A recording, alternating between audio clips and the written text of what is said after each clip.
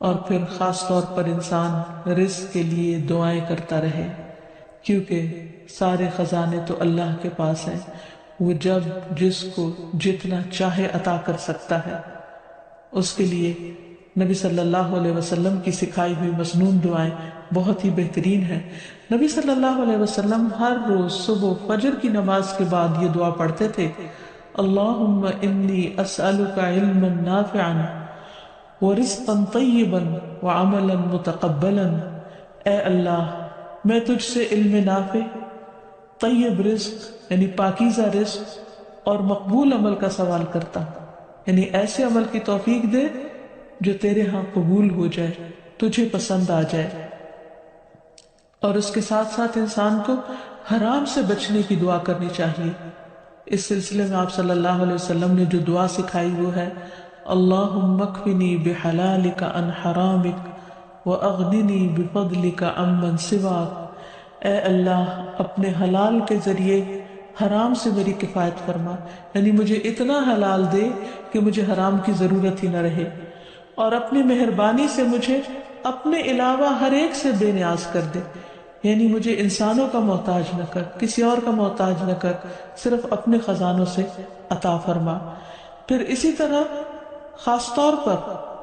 بڑھاپے کی زندگی کے لیے وسعت رزق کی دعا کرنی چاہیے، کیونکہ جب انسان بوڑھا ہو جاتا ہے تو اس کے اعضاء کمزور ہو جاتے ہیں، وہ اپنے لیے خود کچھ کمائی نہیں کر سکتا، وہ دوسروں پر ڈیپینڈنٹ ہو جاتا ہے، تو اس وقت وسیع رزق کی دعا سکھائی گئی۔ فرمایا، اللہم اجعل اوسع رزقک علی عند کبر سنی وانقطاع عمری۔ اے اللہ، جب میں بوڑھا ہو جاؤں اور میری عمر ختم ہونے لگے تو میرے رزق کو وسیع کر دے۔ اور اسی طرح اپنے لیے اور اپنی اولاد کے لیے وسیع رزق کی دعا کرنی چاہیے، جیسے ابراہیم علیہ السلام نے دعا کی تھی، ربنا انی اسکنت من ذریتی بواد غیر ذی زرع عند بیتک المحرم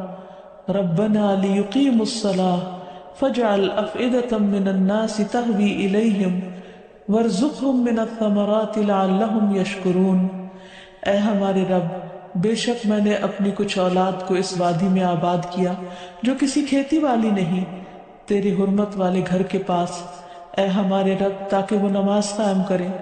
سو کچھ لوگوں کے دل ایسے کر دے کہ ان کی طرف مائل رہیں، اور انہیں پھلوں سے رزق عطا کر تاکہ وہ شکر ادا کریں۔ تو اس میں ہم دیکھتے ہیں کہ ابراہیم علیہ السلام اپنے بچوں کے لیے روحانی رزق کی دعا بھی کر رہے ہیں، جذباتی محبت کی رزق کی دعا بھی کر رہے ہیں، اور پھر اس کے ساتھ ساتھ جسمانی رزق کی دعا بھی کر رہے ہیں جو ہر انسان کی ضرورت ہے، اور اس میں سے بھی بہترین رزق یعنی پھلوں کے رزق کی دعا کر رہے ہیں، کیونکہ انسان کو اللہ تعالیٰ کا صرف رزق ہی نہیں مانگنا چاہیے، بہترین رزق مانگنا چاہیے۔ یعنی ایک تو سمپل سی دعا ہے اللہم ارزقنی، اور پھر ورزقنا وانت خیر الرازقین، جو سورۃ المائدہ میں اللہ تعالیٰ نے دعا سکھائی ہے، اور ہمیں رزق دے اور تو سب رزق دینے والوں میں سے بہترین ہے۔